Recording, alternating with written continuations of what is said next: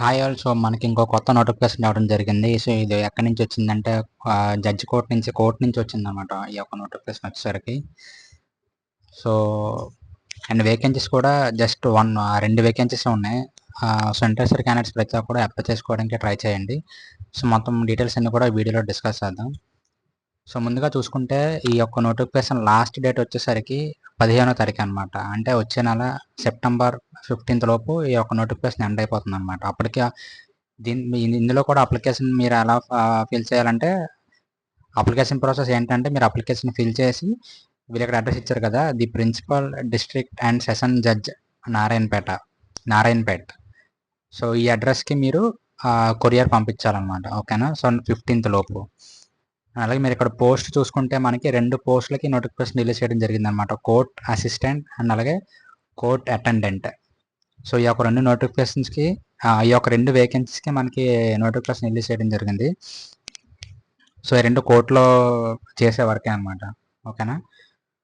So ఇక్కడ చూసుకుంటే court అసిస్టెంట్కి మనకు ఒక వేకెన్సీ ఉంది, అలాగే కోర్ట్ అటెండెంట్కి కూడా ఒక వేకెన్సీ ఉంది. మీరు ఇక్కడ శాలరీస్ చూసుకుంటే శాలరీ కొంచెం తక్కువగానే ఉన్నాయి, కాకపోతే మీరు డిసప్పాయింట్ ఏం అవ్వక్కర్లేదు. ఎందుకంటే ఇది 2 years కాంట్రాక్ట్ తర్వాత మీకు పర్మనెంట్ జాబ్స్ కానీ రిలీజ్ చేస్తే మీకు ఎక్కువ వెయిటేజ్, ఎక్కువ ప్రిఫరెన్స్ ఇస్తారనమాట. ఓకేనా. సో మిమ్మల్ని మీకు ఫస్ట్ ప్రిఫరెన్స్ ఇచ్చి మీకు ఫస్ట్ ఎలిజిబిలిటీ మీకు ఇస్తారనమాట. ఓకేనా. తర్వాత పర్మనెంట్ పడితే సో అప్పటి వరకు మీరు కొంచెం ఓపిక చేసుకుంటే బాగుంటుంది అనమాట.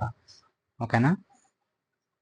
సో ఇక్కడ చూసుకుంటే మనకి కోర్ట్ అసిస్టెంట్కి మనకి ఇంటర్మీడియట్ ఉండాలి, మినిమం ఇంటర్మీడియట్ క్వాలిఫికేషన్ ఉండాలి. అండ్ అలాగే కోర్ట్ అటెండెంట్కి మనకి మినిమం 7th క్లాస్ ఉంటే సరిపోతుంది అనమాట. కోర్ట్ అటెండెంట్కి సో ఎడ్యుకేషన్ క్వాలిఫికేషన్ మీకు ఇంటర్మీడియట్ కోర్ట్ అసిస్టెంట్కి, అలాగే 7th క్లాస్ కోర్ట్ అటెండెంట్కి అనమాట. ఓకేనా.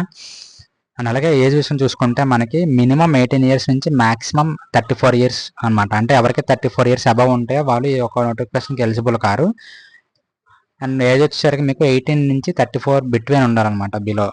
బిట్వీన్ 18 to 34 అనమాట. ఓకేనా. అలాగే మీరు అప్లికేషన్ సబ్మిట్ చేసి పంపించేటప్పుడు, కొరియర్ పంపించేటప్పుడు మీరు ఇవి కూడా ఈ యొక్క సర్టిఫికేట్స్ కూడా మీరు జెరాక్స్ తీసి మీరు మొత్తం అన్నీ కూడా అటాచ్ చేయాలన్నమాట. ఓకేనా.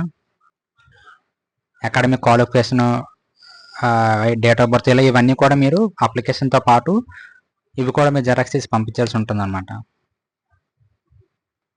అండ్ అలాగే అప్లికేషన్ ఎలా ఫిల్ చేయాలంటే మీ యొక్క నోటిఫికేషన్ లింక్ నేను కింద డిస్క్రిప్షన్లో ప్రొవైడ్ చేస్తాను. మీరు అక్కడ క్లిక్ చేస్తే మీకు ఇదే నోటిఫికేషన్ ఓపెన్ అవుతుంది. అక్కడ మీరు కిందకి స్క్రోల్ చేస్తే 5th పేజ్లో మీకు ఫామ్ అనేది ఉంటుంది అనమాట.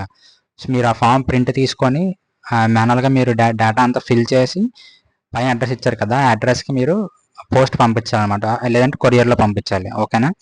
సో మీరు ఇక్కడ application for the post of 2 పోస్టులు ఇచ్చారు కదా వీళ్ళు. ఇక్కడ మనకి court assistant and court attendant. So మీరు ఏ పొజిషన్స్కి అయితే ఏ పోస్ట్కి అయితే అప్లై చేయాలనుకుంటున్నారో ఆ పోస్ట్ నేమ్ ఇక్కడ ఎంటర్ చేస్తారన్నమాట. Application for the post of అని చెప్పి అక్కడ మీరు పాస్పోర్ట్ సైజ్ ఫోటో అటాచ్ చేస్తారు. అలాగే ఇవన్నీ మీకు బేసిక్ డీటెయిల్స్ అనమాట. నేషనాలిటీ, రిలీజన్, ఎడ్యుకేషన్, ఇలా అన్నీ మీరు బేసిక్ డీటెయిల్స్ ఫిల్ చేసి వాళ్ళకి సబ్మిట్ చేయాల్సి ఉంటుంది అనమాట. అండ్ ఇందులో కూడా మనకి ఎగ్జామ్ ఫీజు, నోటిఫికేషన్ ఫీజు అనేది ఏమి లేదనమాట. నో ఫీజు అనమాట. అలాగే ఎగ్జామ్ కూడా నో ఎగ్జామ్ అనమాట. No fee no exam. మీరు జస్ట్ మీరు ఎలిజిబిలిటీ అయితే మీరు ఈ ఫామ్ ఫిల్ చేసి సర్టిఫికేట్స్ జెరాక్స్ కూడా ఈ ఫామ్తో అటాచ్ చేసి వాళ్ళకి పోస్ట్ పంపిస్తే వాళ్ళు మీ యొక్క అప్లికేషన్ వెరిఫై చేసి మీరు ఒక షార్ట్ లిస్ట్ అయితే వాళ్ళే మీకు ఏదో ఒక విధంగా కమ్యూనికేషన్ ఇస్తారన్నమాట.